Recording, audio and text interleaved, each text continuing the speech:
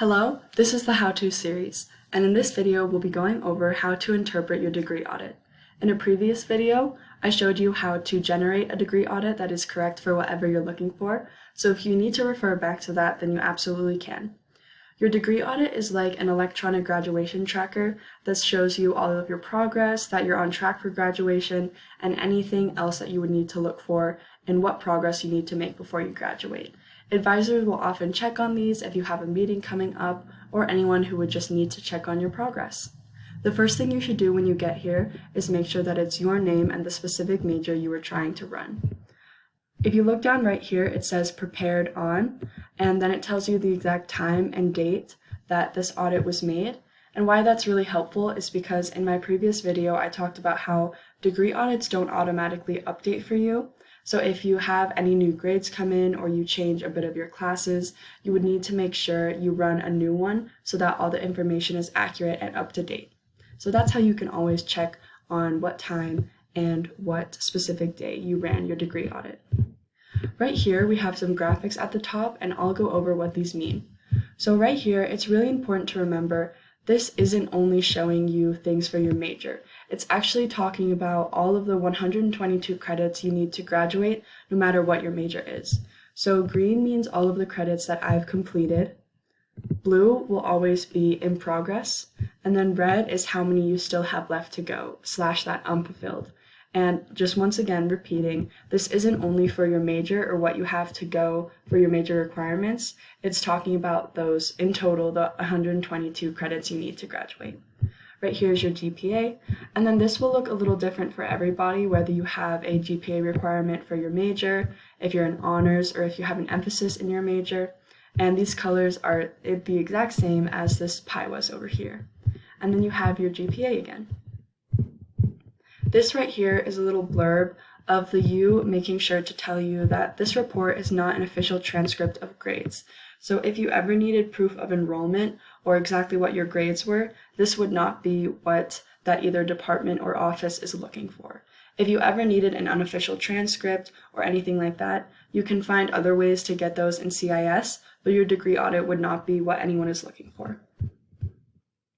Right here, we start to get into what the degree audit is all about. So it starts with our minimum U of U GPA requirement, and if you're in good standing, it'll be checked off, and if anything is amiss or you have dropped below that GPA requirement, then it will be in red. So always look out for that.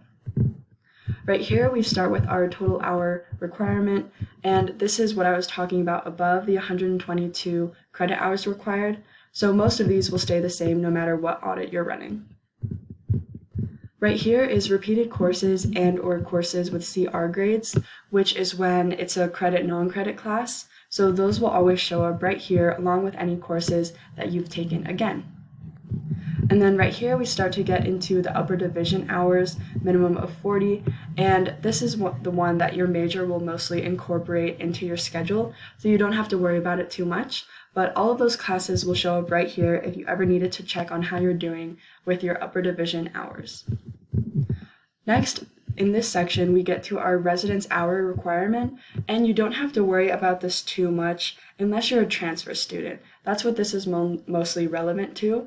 What this is talking about is you have to reach 30 hours prior to graduation to make sure that you can graduate with a U of U diploma if you are transferring from somewhere else or you haven't been at the U. So this is relevant for those specific people. So don't worry about it too much if you're not in that category.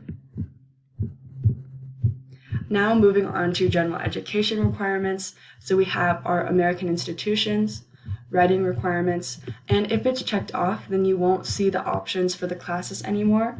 But for example, for quantitative reasoning QA, it shows me that I haven't completed it yet, which is why I have the X, and I can select from these classes.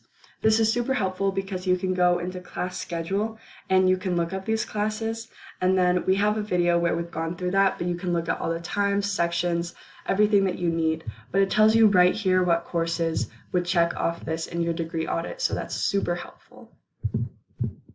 And then we get into intellectual exploration requirements. This is where your degree audit would change depending on what major you have, because in a previous video I talked about this. There will be 4 sections, and you have to complete 2 of each courses. However, since every single major on campus is lumped into one of these, only 3 will show up. So I have humanities, I still need to get those. And then I have physical life and applied sciences checked off, and the social science checked off as well. But then I don't have fine arts because my major is put into the fine arts section. So it's not a mistake that that isn't showing up on my degree audit, and you don't have to worry about that. If you were ever comparing with a friend, or you were just going over what you need towards graduation and you were confused on why it wasn't showing up, it's because your major fills it out for you. So everyone's will look a little different regarding which section they don't need to do since their major is already built into it. So always keep that in mind. And while I'm on this section, I wanted to mention that, so all of these classes that are showing up for you right here, it's telling you right here just all of the class numbers. You can see if they're lower division or upper division and what they get into. It's really good to keep in mind, and you can also see this on the class schedule, that some classes actually double count. And I actually had a professor who, when she was taking classes here, had a class triple count. So it's always really good to look out for those courses because they're really nice for saving a bit of time and energy, and they're just usually very fun to take. It'll always tell you if they double count though, because right here, humanities shows you that it says HF. And if you found a class that on class schedule where you can check what requirement it marks off for you, if it says HF and then FF, you know that it would double count because it shows you both of those. So always be on the lookout for those classes because they're super helpful.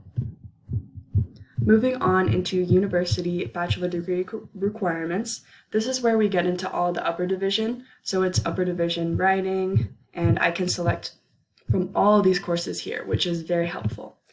Also, for your major, sometimes you can find classes that you both need for upper division and also for your major. So it's like you're knocking 2 things out at once, just when you're able to find classes that are super efficient for you.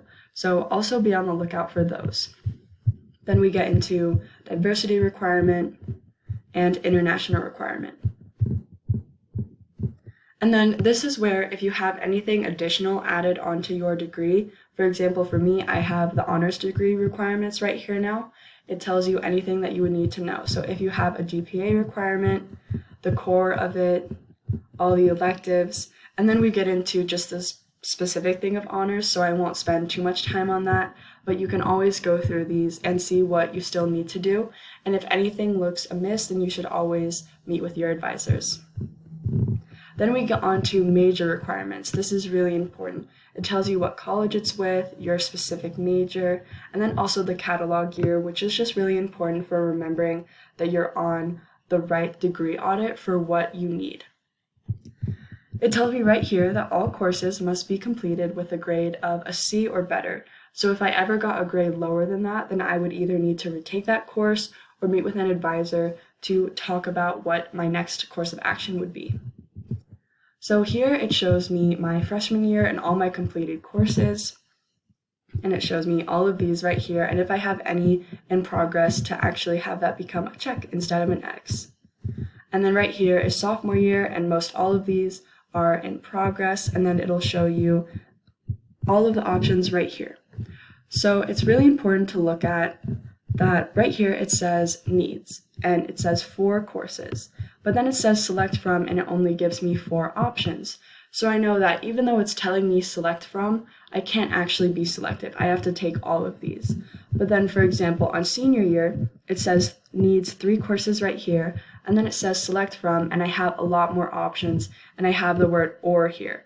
That tells me that I do have a bit of choice in what classes I'm picking, but it's really important to look at that in your major, just because some majors are more linear while others are a bit more flexible. So always be on the lookout for if you need to take all of these classes or if you get to choose, and you can always know by looking for that little or.